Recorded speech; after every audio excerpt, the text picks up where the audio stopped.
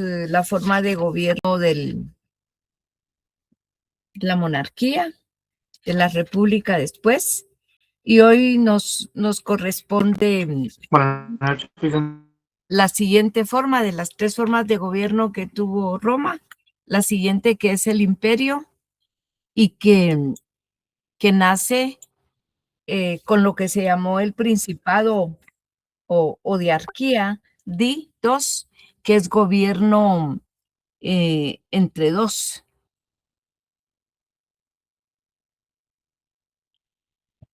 Y ya en el último siglo de la República, que había terminado la conquista militar y cultural de Roma, se habían extendido desde España hacia Asia Menor. El territorio se ensanchó en grandes proporciones y el sistema político principia a ser insuficiente. La expansión conlleva grandes efectos económicos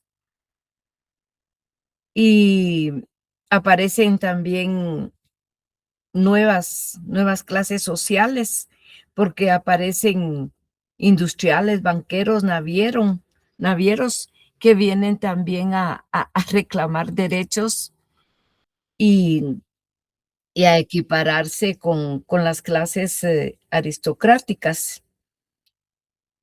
Se produce una cantidad de golpes de Estado y con el asesinato de Julio César, Octavio, que era de la misma línea política de Julio César y que cree en los ideales de la república, se organiza en un triunvirato, que es el segundo que tiene Roma, porque el primer triunvirato fue formado por el mismo Julio César, por Craso y Pompeyo. Pompeyo lo traiciona, Craso muere en una expedición en Asia, y al morir Julio César, que llega la ingobernabilidad a Roma, Octavio, que como les decía era de su misma línea política, se organiza con Lépido y con Marco Antonio, forman un nuevo triunvirato, pero Lépido es asesinado, a Marco Antonio lo alejan y lo mandan a combatir rebeliones de Egipto. Él hace una alianza política con Cleopatra, que es descendiente de la dinastía griega de los Ptolomeos, que llegaron a Egipto con Carlomagno, con Alejandro Magno. Y de esa cuenta, Octavio se va a combatir a Marco Antonio a Egipto, porque ya no está respondiendo a los intereses de Roma, sino que a los intereses de Egipto. Es vencido en la batalla de Actium. Ahí muere Cleopatra. Asesinan a los posibles descendientes de la corona romana, porque está Cesarión, hijo de Julio César, procreado con Cleopatra, y están los dos hijos de Marco Antonio, procreados con Marco Antonio, que también son asesinados. Así que Octavio regresa victorioso a Roma y el pueblo lo aclama y lo convierten en príncipe y le dan además el título de Augusto, que es una investidura eh, con, con un fuerte, con un fuerte contenido de poder. Es una investidura de carácter sagrada. Con el tiempo, aunque Octavio quiere revivir los principios de la República, se ve avasallado por el poder y termina por convertirse en el primer emperador de Roma. No todos los emperadores de Roma proceden de una dinastía, porque las dinastías solo se producen por herencia y vínculos familiares. Así que las 4 dinastías que existieron del poder imperial está la primera de Julio Claudio, en la cual encontramos a Augusto, Tiberio, Calígula, Claudio y Nerón. La dinastía Flavia, donde encontramos a los emperadores Vespasiano, Tito y Domiciano. La dinastía de los Antoninos, donde está Nerva, Trajano, Adriano, Antonino, Marco Aurelio y Cómodo.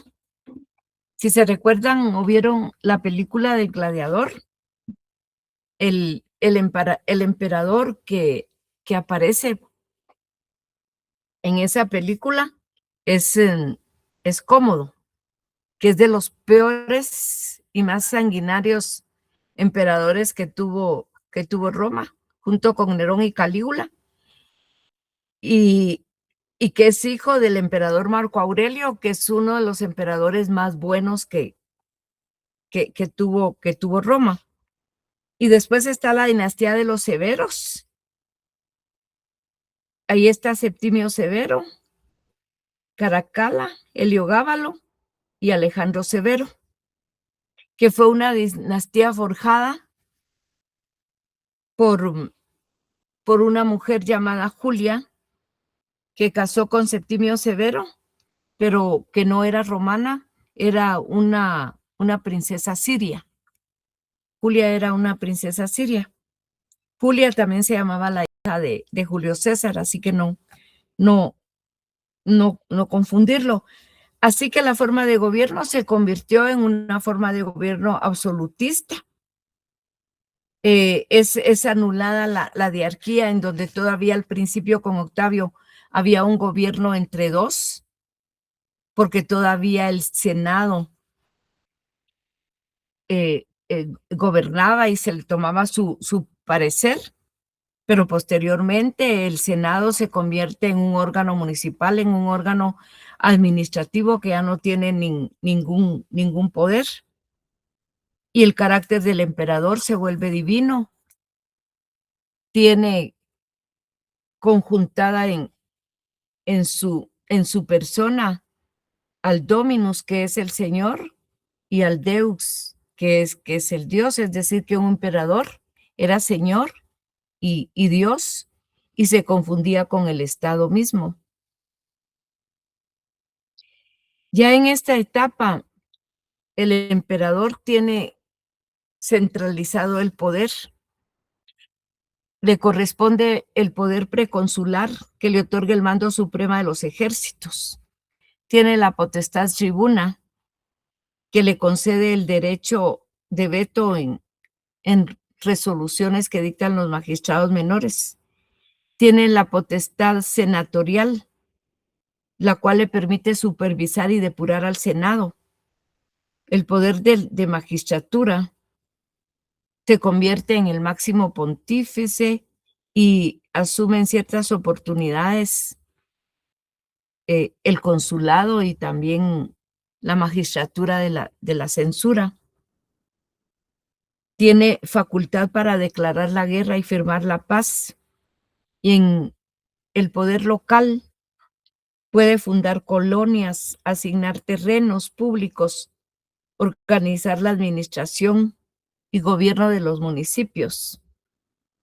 Y tiene el poder también de conferir el derecho de ciudadanía a una sola persona o a pueblos enteros. Eh,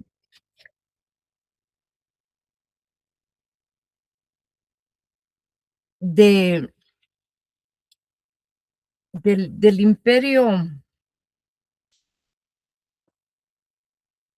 imperio romano es importante eh, establecer que en este principio realmente fue una época de franca decadencia y que abarcó desde el periodo de Diocleciano del año 284 después de Cristo hasta el 305 después de Cristo. Y el reinado de Constantino, que abarca del 306 al 337, también después de Cristo. Pero figúrense que aquí se produce un fenómeno importantísimo, y es que en el año 330 después de Cristo, el imperio se dividió en dos áreas geográficas y se traslada la capital del imperio a la ciudad de Bizancio, que es lo que hoy llamamos Turquía, situada en el estrecho del Bósforo. Y a esa capital se le dio el nombre de Constantinopla. Y Constantino se convierte al cristianismo y reconoce al cristianismo como una religión oficial del Estado. Pero en el año 395, Teodosio I dividió el imperio entre sus dos hijos y a, a Honorario le, le adjudicó, a Honorio, a su hijo Honorio, le adjudicó el imperio de Occidente. Es decir, que Roma, toda el área geográfica, toda la expansión romana, toda el área conquistada, la que habíamos hablado, que en la República Romana, después de la conquista de las Galias por parte de Julio César, Roma era comprensible de 5 millones de kilómetros cuadrados.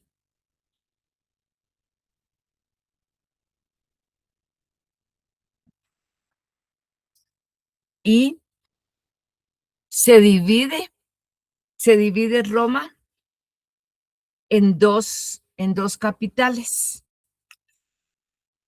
La capital de Occidente,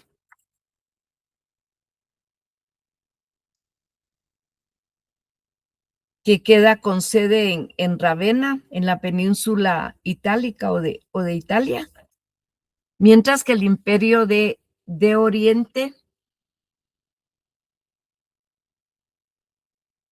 con la capital en Constantinopla, queda en poder de Arcadio.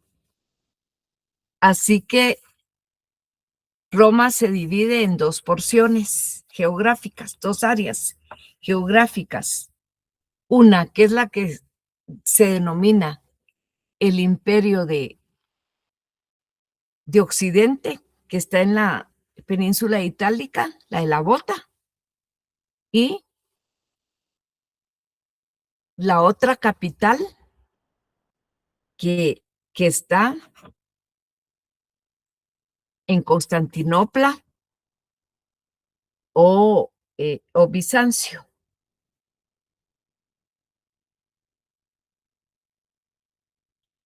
Así que de esa cuenta quedó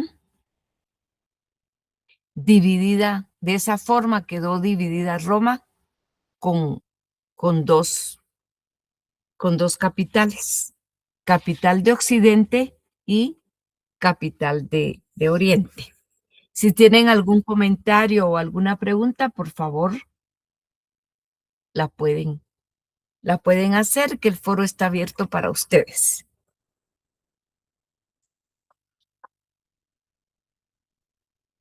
Gracias, licenciada. Ah, muy bien. Todo claro, licenciado. Sí, todo va claro. ¿Cómo, cómo se inicia el imperio con el principado? Cómo Octavio, que tenía ideales de la república y quería recomponer la república y, y quería continuar con ese sistema político de la república, finalmente se ve presionado por el mismo pueblo que le da la investidura de príncipe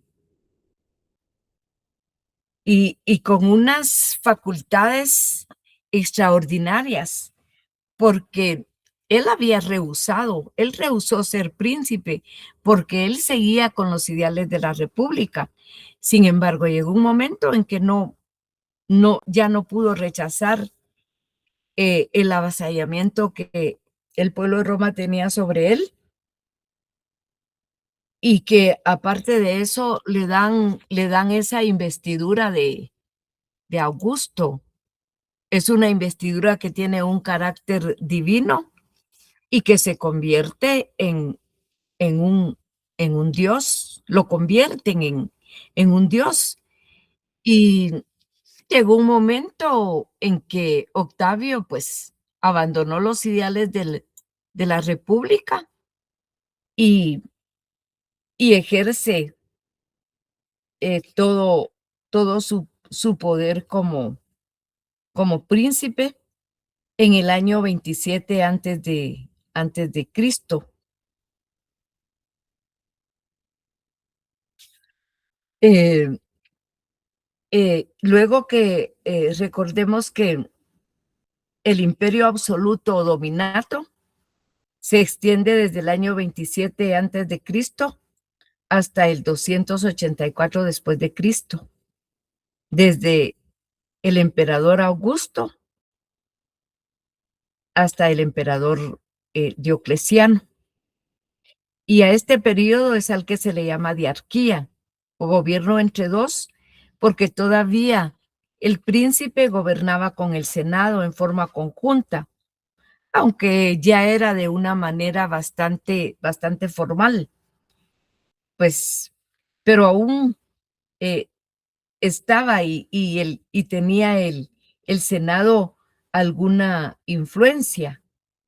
Pero cuando se convierte el sistema político en, en el imperio, que es la tercera forma de gobierno que tiene el pueblo romano, termina el papel que había tenido el Senado desde la monarquía, termina, eh, porque ya se queda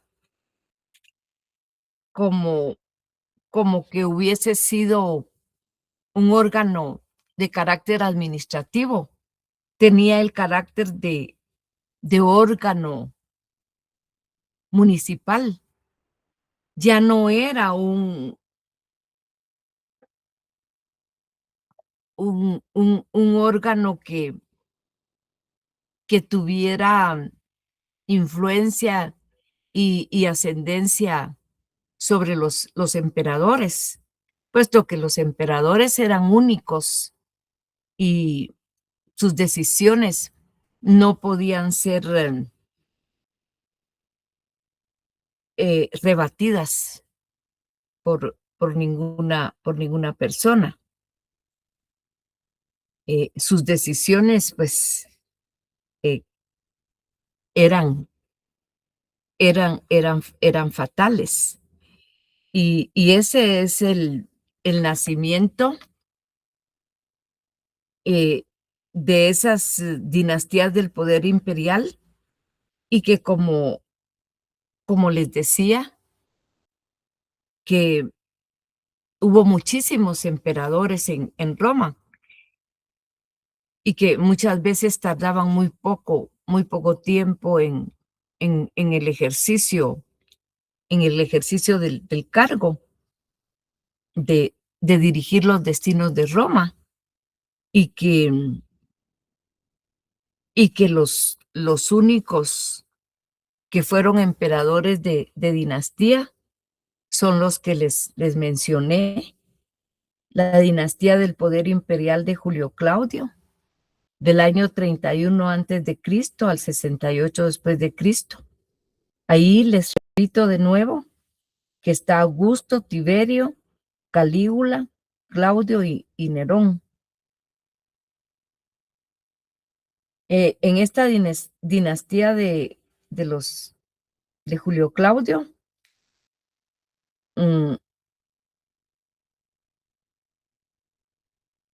se producía una serie de asesinatos para que quienes pudieran tener alguna relación con Calígula no le sucedieran, y mataron a todos los parientes de Calígula. Pero Claudio, que era su sobrino, creo, era un muchacho, desde su juventud era un muchacho muy retraído y que tenía problemas en la periferia cerebral.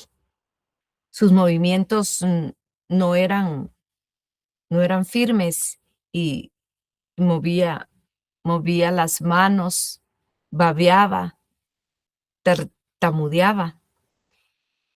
Y él se pasó desapercibido actuando de bajo perfil.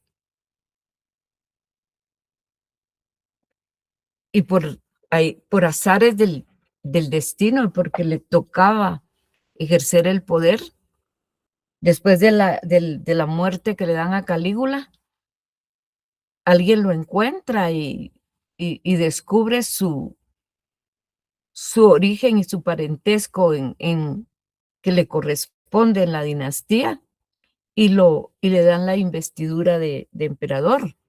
Y realmente el tiempo en que Claudio fungió como emperador fue realmente un emperador también extraordinario que engrandeció a la Roma de esa época.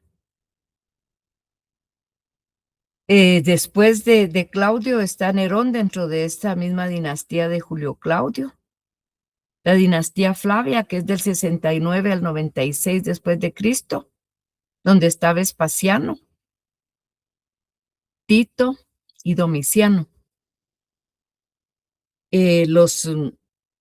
La tercera dinastía es la de los Antoninos, año 96 después de Cristo al 190 después de Cristo. Ahí está Nerva, Trajano, Adriano, Antonino, Marco Aurelio y Cómodo. Después está Severo, del 193 al 233. Está Septimio, Caracalla o Caracala, Heliogábalo y Alejandro Severo.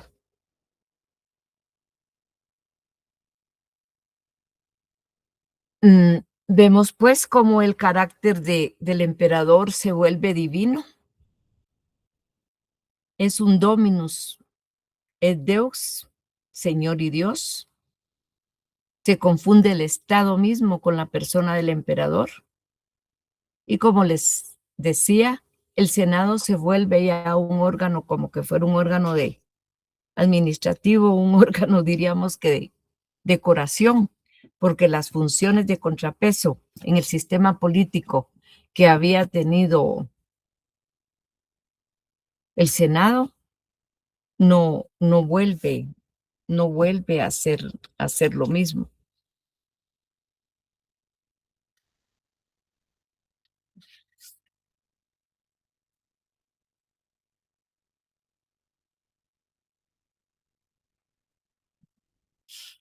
Luego, también es importante dentro de este estudio de la división y que Roma termina con dos capitales, la capital de Oriente en Turquía y la capital de Occidente en la península itálica. Es interesante ver cómo el sistema político de Occidente le esperaba una vida breve. En el año 410, Roma es saqueado por el rey bárbaro Alarico. Y pocos años después, en el 476, el último emperador de Occidente, miren qué coincidencia, que también se llama Rómulo. El primero fue Rómulo y ahora el último es Rómulo Augustulo. Se rindió ante el avance incontenible de las invasiones germánicas y es destronado por Odoacro. Y Odoacro, que era jefe de los mercenarios, se autonombró rey de Italia y fue apoyado por esos ejércitos mercenarios en los cuales se apoyaba. Y ahí podemos decir que culmina el imperio de Occidente. Pero vean esto, el imperio de Oriente, o que se le llama también imperio bizantino, tendría todavía una larga existencia, porque fue hasta cuando Constantinopla cayó vencida por los turcos, cuando terminó, es cuando se puede decir que terminó el Imperio Romano. Pero ¿saben en qué año se produce ese evento? En 1453. Significa que estamos hablando del siglo XV. Por eso les digo que el Imperio de Oriente o Imperio Bizantino tuvo larga vida. Es que visto en la línea del tiempo, desde la fundación de Roma, año 753 antes de Cristo, y que realmente termina en el año 1453 después de Cristo. Ese es realmente sorprendente de cómo ese imperio subsistió a lo largo del tiempo. Constantino fue el que le dio su libertad a los cristianos, la total libertad, pero además él se convirtió al cristianismo y de ahí nace una era también distinta para toda la humanidad.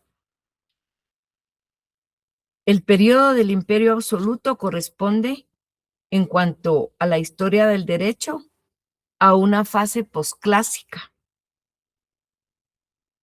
porque la preclásica que se dio del derecho fue en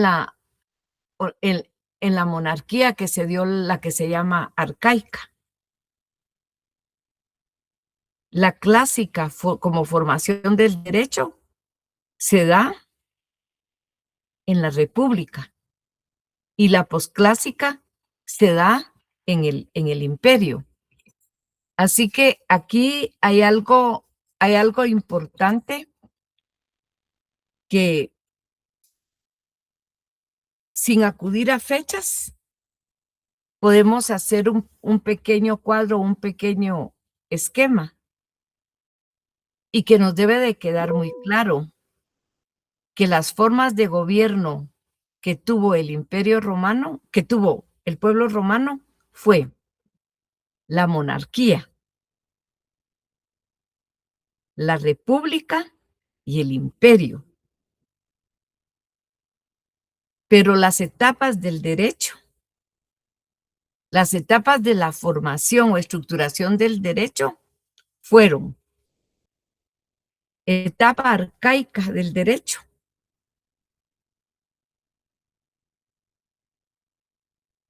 la mayor parte en la monarquía, etapa clásica del derecho, la mayor parte en la república, y posclásica en el imperio.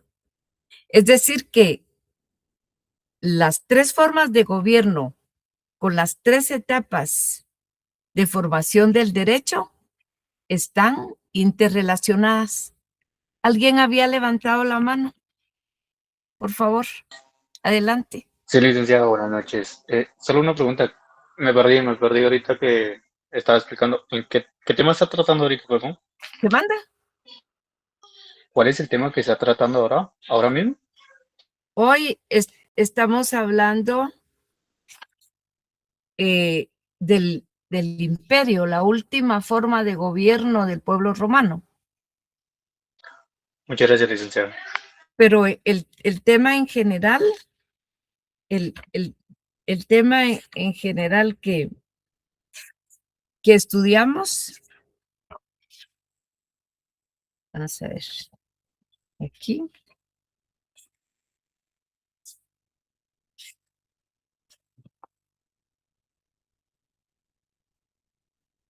son las formas de gobierno del Estado romano y órganos políticos. Y aquí, desde la página 11, inicia el tema. Inicia con la monarquía y lo estamos terminando con el imperio en la página 30. Formas de gobierno del sistema del Estado romano y sus órganos políticos. Muchas gracias, licenciado. Adelante, por nada, Yajaira, por favor. Licenciada, buenas noches. Disculpe, ¿me podría dar el nombre del libro, por favor? Gracias. El derecho romano y su sistema de acciones. Por medio del enlace de clase, les mandé una fotocopia de la carátula para que identificaran mejor el libro y no les fueran a dar otro al momento de adquirirlo. Oye, Muchas gracias, licenciada. ¿alguna otra pregunta que tengan por ahí, Marcela? Disculpe, yo tenía una pregunta. Lo que pasa es que cuando usted comentó que Constantino había puesto el cristianismo como la religión oficial, ¿cómo fue ese cambio de un pueblo que vivía básicamente en el politeísmo para el cristianismo? Fue paulatino, pero también utilizaron algunas estrategias que se siguieron utilizando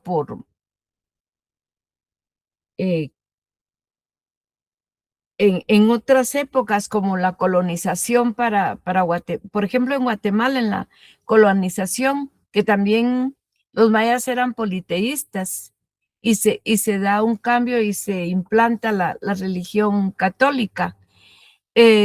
Se fue dando lo que se denomina un sincretismo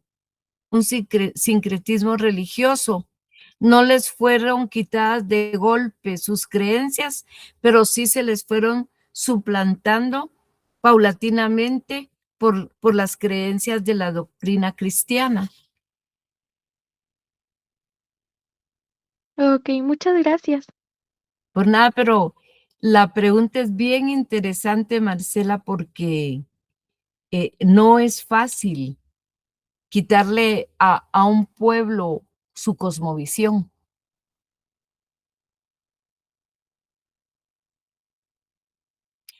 Ahí hay un evento importante también en la expansión del cristianismo, porque está una santa que es de la Iglesia Católica que se llama Santa Elena de la Cruz. Ella se dedicó a investigar los sitios arqueológicos donde nació Jesús en Belén, Palestina, donde fue crucificado el Gólgota y donde fue también enterrado el Santo Sepulcro. Y en esos 3 puntos claves para el cristianismo mandó a que se erigieran templos para la adoración. Y a ella se le debe mucho también la expansión del cristianismo.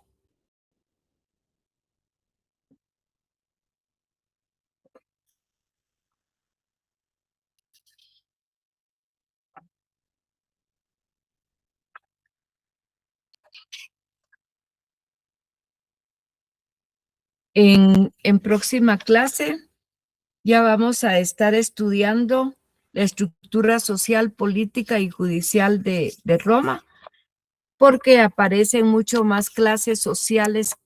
Solo estaban al principio los plebeyos y los patricios. Aparecen más clases sociales. Vamos a estudiar el tema de las magistraturas, las clases de magistraturas según sus funciones y según sus características. Y ya después de ese tema, entramos a la definición del derecho romano. Así que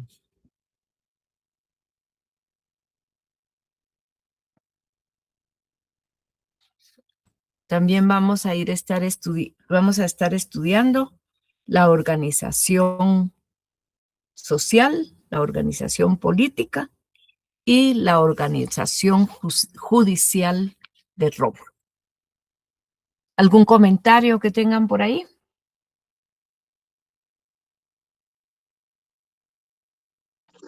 Hola, licenciada, buenas noches. Solo para confirmar lo que usted nos indicó, que las formas de gobierno del Imperio Romano se dividen en monarquía, en república y imperio. Correcto. Y luego las etapas del derecho, etapa arcaica del derecho, etapa clásica del derecho y la posclásica en el imperio. Doctor, ¿estamos bien? Correctísimo. Muchas gracias. Muy bien. Bueno, si no hay algo más, nos podemos quedar acá porque el tema ya de la organización política judicial es larguito y entonces mejor lo iniciamos en próxima clase. Ok, licenciada. ¿Les parece? Sí. Gracias, licenciada. Licenciada, que pase feliz noche. Feliz noche.